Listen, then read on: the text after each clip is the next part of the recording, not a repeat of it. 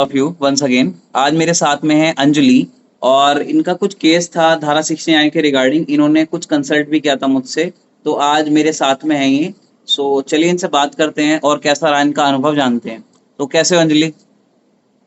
मैं ठीक हूँ सर। आप कैसे हो? बहुत बढ़िया। फर्स्ट ऑफ ऑल बताओ व्यूवर्स को, आप हो कहाँ से, कहाँ के रहने वाले हैं, बिलोंग कहाँ से करते हैं? हाँ सर, मैं भोपाल में रहती हूँ, मध्य प्रदेश, भोपाल। मध्य प्रदेश, भोपाल से। ठीक है। तो हम्म। क्या कुछ क्वेश्चन थे आपके, बताओ। आपकी जो फ्रेंड थी वो थी, मतलब उसके साथ कुछ केस हुआ था, आपने मेरे से बात करी थी उसके रिगार्डिंग। जी सर, उसका यही केस था। मतलब उसके बीएफ ने उससे पहले शादी का वादा किया, मतलब फिर कमिटमेंट दिया उसको। उसके बाद उसके साथ फिजिकल हुआ। फिर लास्ट में 2 साल से वो लोग रिलेशनशिप में रहे। उसके बाद उसने शादी के लिए मना कर दिया। वो लड़की प्रेग्नेंट भी हो गई थी। फिर उसका अबॉर्शन भी करवाया, उसके साथ मारपीट भी की। फिर उसके बाद लड़की ने एफआईआर लॉन्च करवाई थी थाने में, बीएनएस, लेकिन अच्छा। अच्छा, एक उसमें चीज बीएनएस अच्छा, एक 69 चीज धारा बताओ, लगाई थी उन्होंने। एक चीज बताओ यहाँ पे, हम्म। कि लेट्स सपोज जैसे एप्लीकेशन दी थी थाने में, तो थाने में जैसे एप्लीकेशन दी और एफआईआर दर्ज होने में लगभग कितना टाइम लगा?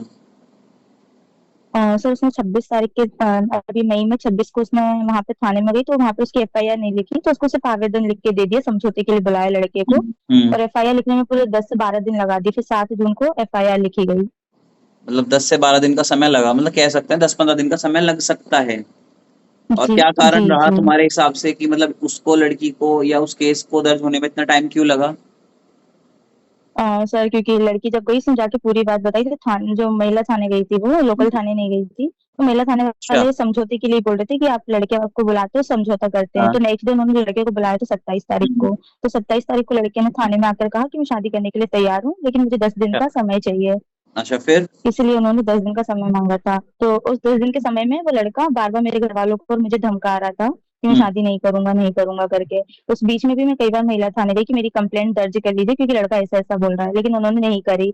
तो 6 तारीख के दिन जब मैं दूसरे थाने गई, लोकल थाना जो लगता है वहां का, हम्म। वहां पे की टीआई ने जब महिला थाने में कॉल करा कि आप इसकी कंप्लेंट क्यों नहीं लिख रहे, तब जाके उन्होंने 7 तारीख को कंप्लेंट लिखी। और जो कंप्लेंट लिखी है उसमें भी पूरी बातें नहीं लिखी गई, उसमें सिर्फ केवल 69 धारा ही लगाई गई है। लड़के ने जो हाथ उठाया, एबॉर्शन करा, फोटो वीडियो वायरल करने की धमकी दी, ये वाली कोई धारा उसमें नहीं लगी है। अच्छा, अच्छा, अच्छा।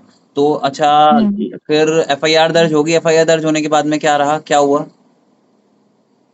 एफआईआर के बाद फिर वही उसका जो मेडिकल वगैरह था वही सब हुआ। उसके बाद फिर लड़का अरेस्ट हुआ, अभी 4-5 दिन पहले अरेस्ट हुआ है।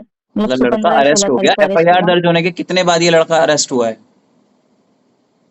एफआईआर 7 तारीख को हुई थी, तो लड़का शायद 15 तारीख को अरेस्ट, 15 या 16 तारीख को अरेस्ट हुआ है। 8-10 दिन के अंदर वो गिरफ्तार हो गया, ये कह सकते हैं, है ना? जी। तो अभी उसकी जो जमानत के रिगार्डिंग हमने बात करी थी, उसमें क्या रहा जमानत में उसका, सेशन कोर्ट में जो उसने बेल लगाई थी? जी सर, वो बेल तो उसकी रिजेक्ट हो गई है। बेल मैंने खारिज आप हो ही गई है। से राय ली थी उसके लिए, कि आपने मुझे बोला था कि आप आपत्ति लगा सकते हो, तो हम्म। उसके लिए thank you so much sir. तो आपने उसके लिए गाइड करा मुझे, इसके लिए तो थैंक यू। वहां पे कोई प्राइवेट लॉयर खड़े किए थे आपने? नो सर, प्राइवेट कोई लॉयर नहीं था। जरूरत नहीं थी, मैं तो पहले ही बोल रहा था कि सरकारी होगा तो काम चल जाएगा। जी चलो, जी। सही है, तो सही अब है। क्या उसके वहां से तो लेकिन ये जानना था कि उसकी जो बेल रिजेक्ट हुई है किस कारण से हुई है, ये नहीं पता चल सकता हमें? ऑर्डर में आएगा, उसका ऑर्डर साइट पे अपलोड हो जाएगा, तो वो साइट पे जो ऑर्डर अपलोड होगा तो उसको देख सकते हैं, उसमें देख लेंगे कि क्या रीजन रहा, क्या किस वजह से क्या खारिज हाँ। करी है कोर्ट ने।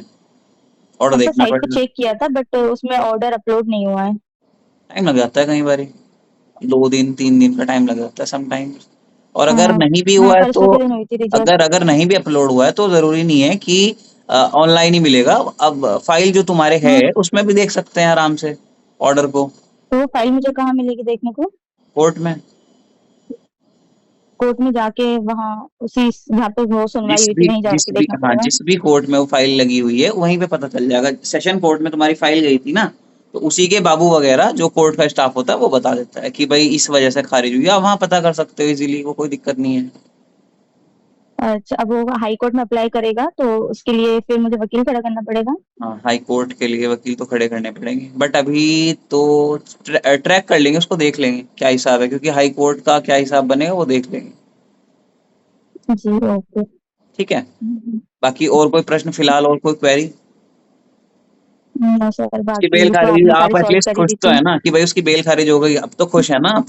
जी जी चलो, जी सर, मैं तो ठीक खुश है, हूँ। एटलीस्ट ये तो सर हुआ ये भाई ट्रायल कोई। जो केस का चलेगा, केस का देखो क्वेश्चन था, जो कोई ट्रायल चलेगा सेशन कोर्ट में होगा या फिर हाई कोर्ट में होगा? सेशन कोर्ट, जो इसका ट्रायल चलता है सेशन कोर्ट, वो सेशन कोर्ट ही होगा। Okay sir. ठीक है। बाकी मेन चीज ये भाई, कोई किसी लड़की के साथ गलत कर रहा है उसको सजा मिलनी चाहिए, मेन मोटिव ये है हमारा। जी। ठीक है, चलो जी ठीक है सर। अंजलि, अच्छा लगा बात करके आपसे। और बाकी कोई क्वेरी है तो you can definitely ask me on WhatsApp, ठीक है? ओके चल सर, ठीक है, थैंक यू। बाय। बाय।